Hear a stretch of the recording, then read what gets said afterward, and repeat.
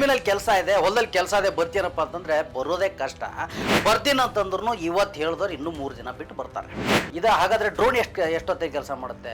ಚಿಟಿಕೆ ಹೊಡೆಯೋಷ್ಟರಲ್ಲಿ 10 ನಿಮಿಷದಲ್ಲಿ ನಿಮ್ಗೆ 1 ಎಕರೆ ಹೊಡೆದಾಕ. ಬರೀ 10 ಲೀಟರ್ ನೀರಲ್ಲಿ 1 ಎಕರೆಯನ್ನ ಕಂಪ್ಲೀಟ್ ಆಗಿ ಹೊಡೆದಾಕತ್ತೆ.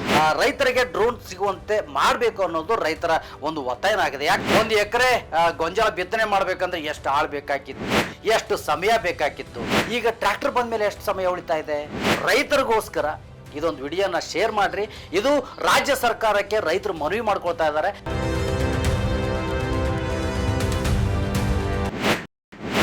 ಇವತ್ತಿನ ವಿಷಯ ಬಂದು ರೈತರ ಬಗ್ಗೆ ಒಂದು ಡ್ರೋನ್ ವಿಷಯ.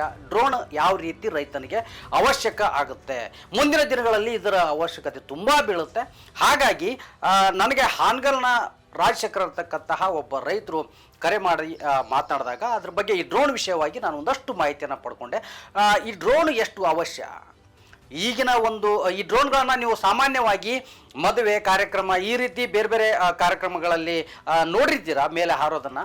ಆದರೆ ಇದು ಆ ಥರ ಡ್ರೋನ್ ಅಲ್ಲ, ಇದು ರೈತಾಪಿ ಡ್ರೋನ್. ಅಂದರೆ ಜಮೀನುಗಳಿಗೆ ಹೊಲಗಳಿಗೆ ಈ ಔಷಧಿ ಮತ್ತು ಗೊಬ್ಬರವನ್ನು ಸಿಂಪಡಿಸೋದಕ್ಕೆ ಇರ್ತಕ್ಕಂತಹ ಡ್ರೋನ್. ಸದ್ಯ ನಮ್ಮ ಜಿಲ್ಲೆಯಲ್ಲಿ ಇಲ್ಲ, ಇದು ಬೆಳಗಾವಿ ಜಿಲ್ಲೆಯಲ್ಲಿದೆ. ಈಗ ನಮ್ಮ ಜಿಲ್ಲೆಯಲ್ಲಿ ರೈತರು ಅದನ್ನು ಉಪಯೋಗ ಮಾಡ್ತಕ್ಕಂಥವ್ರು ಬೆಳಗಾವಿ ಜಿಲ್ಲೆಯಿಂದ ಅತ್ತಣಿ ಕಡೆಯಿಂದ ಅದನ್ನು ತರಿಸ್ಬಿಟ್ಟು ರೆಂಟಿಗೆ ಅಂದರೆ ಬಾಡಿಗೆಗೆ ಉಪಯೋಗ ಮಾಡ್ಕೊತಿದ್ದಾರೆ.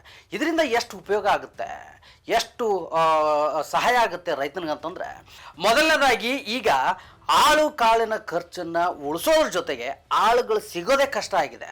ಜಮೀನಲ್ಲಿ ಕೆಲಸ ಇದೆ, ಹೊಲದಲ್ಲಿ ಕೆಲಸ ಇದೆ, ಬರ್ತೀನಪ್ಪ ಅಂತಂದರೆ ಬರೋದೇ ಕಷ್ಟ. ಬರ್ತೀನಿ ಅಂತಂದ್ರೂ ಇವತ್ತು ಹೇಳಿದವ್ರು ಇನ್ನೂ 3 ದಿನ ಬಿಟ್ಟು ಬರ್ತಾರೆ. ಆ ರೀತಿ ಪರಿಸ್ಥಿತಿಯನ್ನು ರೈತಾಪಿ ವರ್ಗದ ರೈತರು ಎದುರಿಸ್ತಾ ಇದ್ದಾರೆ. ಇದರ ಮಧ್ಯೆ ರೈತರಿಗೆ ಉಪಯೋಗ ಆಗ್ತಕ್ಕಂಥ ಒಂದು ಈ ಡ್ರೋನು ತುಂಬ ಸಹಾಯ ಆಗುತ್ತೆ. ಆದರೆ ನಮ್ಮ ಜಿಲ್ಲೆಯಲ್ಲಿಲ್ಲ, ಬೇರೆ ಜಿಲ್ಲೆಯಿಂದ ಕರ್ಸ್ಕೊಂಡು ಅದನ್ನು ಕೆಲಸ ಮಾಡಿಸ್ಕೊತಾ ಇದ್ದಾರೆ. 1 ಎಕರೆಗೆ ಸುಮಾರು 400ರಿಂದ 500 ರೂಪಾಯಿ ಅವರಿಗೆ ಬಾಡಿಗೆಯನ್ನು ಕೊಡಬೇಕು. ಯಾರಿಗೆ? ಡ್ರೋನ್ ಅವರಿಗೆ.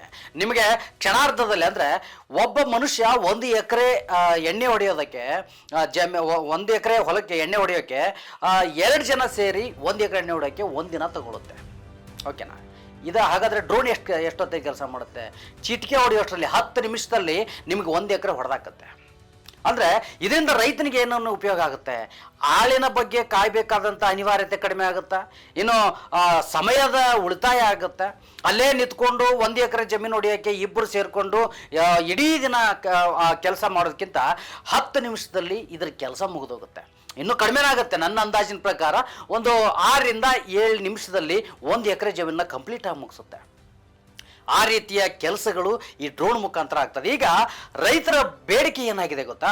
ರೈತರು ಹೇಳ್ತಕ್ಕಂಥದ್ದು ನನಗೆ ಫೋನ್ ಮಾಡಿದಾಗ, ಈಗ ರೈತರಿಗೆ ಕೃಷಿ ಇಲಾಖೆಯಿಂದ ಆಗಿರ್ಬೋದು, ರಾಜ್ಯ ಸರ್ಕಾರದಿಂದ ಆಗಿರ್ಬೋದು, ಏನೆಲ್ಲ ಸಲಕರಣೆಗಳು ಅಂತ ಕೊಡ್ತಾ ಇದ್ದಾರೋ ಆ ಸಲಕರಣೆಗಳ ಜೊತೆಗೆ ಅಥವಾ ರೈತರಿಗೆ ಸಬ್ಸಿಡಿ ಮೂಲಕ ಏನೆಲ್ಲ ವಸ್ತುಗಳನ್ನು ಕೊಡ್ತಾ ಇದ್ದಾರೋ ಅವುಗಳ ಸಲಕರಣೆಗಳ ಜೊತೆಗೆ ಈ ಒಂದು ಡ್ರೋನನ್ನು ಕೊಡ್ತಕ್ಕಂಥ ವ್ಯವಸ್ಥೆ ಆಗಬೇಕು. ಅಂದರೆ ಡ್ರೋನ್ ಅಂದರೆ ಎಲ್ಲರ ಮನೆಗೂ ರೈತರು ಡ್ರೋನ್ ಕೊಟ್ಬಿಡ್ಬೇಕಾ? ಅಲ್ಲ.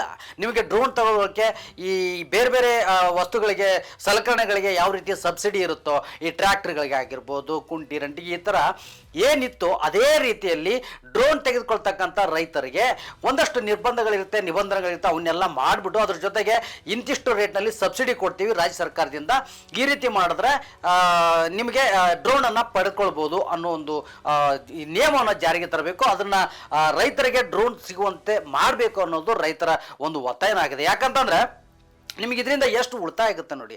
ಇನ್ನು ಬೇರೆ ಜಿಲ್ಲೆಯಿಂದ ಕರೆಸಿ ಇದನ್ನು ಮಾಡ್ತಾ ಇದ್ದೀವಲ್ಲ, ನಮ್ಮ ಜಿಲ್ಲೆಯಲ್ಲೇ ನಮ್ಮ ಎಷ್ಟೋ ರೈತರ ಮನೆಯಲ್ಲಿ ಕಲ್ತಂಥವ್ರು ಇದ್ದಾರೆ, ತುಂಬ ಓದ್ಕೊಂಡಂಥವ್ರು ಇದ್ದಾರೆ, ಉದ್ಯೋಗ ಇಲ್ದಂಥವ್ರು ಇದ್ದಾರೆ. ಅವ್ರಿಗೆಲ್ಲ ಇದೊಂದು ಉದ್ಯೋಗ ಆಗ್ಬೋದಲ್ವಾ? ಅಥವಾ ಅವರು ಅದನ್ನು ಇದು ಮಾಡೋದ್ರಿಂದ ಅವ್ರ ಜಮೀನಿಗೆ ಎಷ್ಟೋ ಉಪಯೋಗ ಆಗುತ್ತೆ. ಈ ರೀತಿ ರೈತರು ಕೂಡ ಯೋಚನೆ ಮಾಡಿರುವಂಥದ್ದು. ಇನ್ನೊಂದು ವಿಶೇಷ ಏನಂದರೆ, 1 ಎಕರೆಗೆ ಈ ಪಂಪ್ ಮೂಲಕ ಎಣ್ಣೆ ಹೊಡಿಬೇಕಂತಂದರೆ 180ರಿಂದ 200 ಲೀಟರ್ ನೀರು ಬೇಕು.